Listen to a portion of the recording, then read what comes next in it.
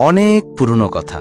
সমুদ্রের তীরে একটি ছোট্ট বাড়িতে একজন বিধবা মহিলা বাস করতেন। তার সঙ্গে ছিল তার একটি ছোট্ট শিশু। তিনি প্রতিদিন সমুদ্রের তীরে যেতেন এবং মাছ ধরার লোকদের ফেলে যাওয়া মাছ কুড়িয়ে নিয়ে আসতেন। এভাবেই তার এবং তার শিশুর জীবনযাপন চলছিল। একদিন তিনি সমুদ্রের তীরে মাছ কুড়াচ্ছিলেন। এমন সময় কিছুটা দূরে একটি জাহাজ এসে থামল এবং তা থেকে কয়েকজন লোক নৌকায় করে তীরে এলো।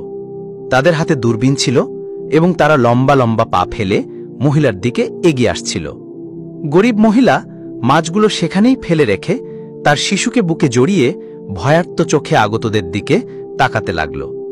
একজন মোটাবুদো লোক, যাকে মুখচ্ছবি দেখে কাপ্তান বলে মনে হচ্ছিল, দূরবীন দিয়ে এদিক ওদিক দেখে বলল, আমরা কত বড় ভুল করেছি। কুয়াশা আর ধোঁয়াশার কারণে ভুল জায়গায় নেমে পড়েছি। এটা সেই দ্বীপ নয়। যাই হোক, চলো ওই মহিলার কাছে জিজ্ঞাসা করি। তিনি মহিলার কাছে এসে নরম সুরে বললেন, বোন, তুমি কি এখানেই কোথাও থাকো? হ্যাঁ, আমি এখানেই থাকি। মহিলা ইতস্তত করে বললেন, আমি কাছেই একটি ছোট্ট বাড়িতে থাকি। এই বলে তিনি ফিরে যাওয়ার জন্য পা বাড়ালেন। কাপ্তান তাকে থামিয়ে জিজ্ঞাসা করলেন, এখানে কোনো শহর আছে কি? আমাদের কিছু কেনার আছে। এখানে কাছাকাছি কোনো শহর নেই। মহিলা তাদের জবাব দিলেন। তারা ফিরে যাওয়ার জন্য পা বাড়িয়েছিলেন। এমন সময় কাপ্তানের নজর মহিলার কোলে লুকিয়ে থাকা শিশুটির উপর পড়ল।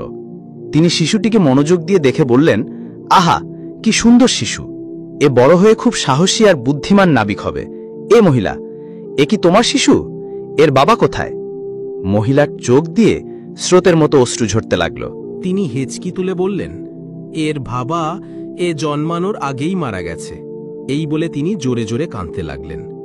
বুড়ো কাপ্তান এমনভাবে মাথা নাড়লেন যেন এতে তার ওপর গভীর প্রভাব পড়েছে। তিনি শিশুটিকে আবার মনোযোগ দিয়ে দেখে বলতে লাগলেন, গরিব মহিলা, আমার ভয় হচ্ছে যদি এই শিশু তোমার কাছে থাকে তবে এ যা হওয়ার কথা তা হতে পারবে না। তাই যদি তুমি তোমার শিশুর প্রতি সত্যিকারের ভালোবাসো এবং চাও যে এ বড় হয়ে পৃথিবীতে নিজের নাম করুক, তবে এটিকে আমার কাছে দিয়ে দাও। আমি এটিকে আমার নিজের সন্তানের মতো লালন করব। এর বিনিময়ে তুমি যতটা চাও আমার কাছ থেকে সম্পদ নিতে পারো। মা তার শিশুটিকে ভালোবাসার দৃষ্টিতে দেখলেন এবং তাকে বুকে জড়িয়ে বললেন, না না, আমি আমার শিশুকে কোনো মূল্যেই দিতে পারবো না। এই পৃথিবীতে এটি আমার একমাত্র ভরসা। আমি মরতে রাজি আছি, কিন্তু এটির থেকে বিচ্ছিন্ন হতে রাজি নই। এটা তোমার ভুল, কাপ্তান বললেন। একটু ভেবে দেখো, যদি এটি তোমার কাছে থাকে তবে বড় হয়ে বড়জোর একজন মাছ ধরার লোক হবে। আর যদি আমার কাছে থাকে তবে আমি এটিকে এমন মানুষ বানাবো যাকে দেখে তুমিও গর্ব করতে পারবে। মহিলার কণ্ঠ পাথরের মতো হয়ে গেল। একদিকে শিশুর প্রতি মমতা, অন্যদিকে তার স্বাচ্ছন্দ্য আরাম। তার মুখচ্ছবি থেকে মনে হচ্ছিল তিনি খুব দয়ালু ও ঈশ্বর ভয়শীল মানুষ। তিনি কাঁপা হাতে শিশুটিকে কাপ্তানের কোলে দিয়ে দিলেন এবং কাপ্তান মহিলার হাতে নোটের একটি গোছা ধরিয়ে দিলেন। কাপ্তান বললেন, এই নাও, এটা তোমার 10 বছরের খরচ। আমি 10 বছর পর এই শিশুকে তোমার কাছে ফিরিয়ে আনব। তুমি কোনো রকম চিন্তা করো না। এই বলে তিনি যত দ্রুত এসেছিলেন তত দ্রুত ফিরে গেলেন।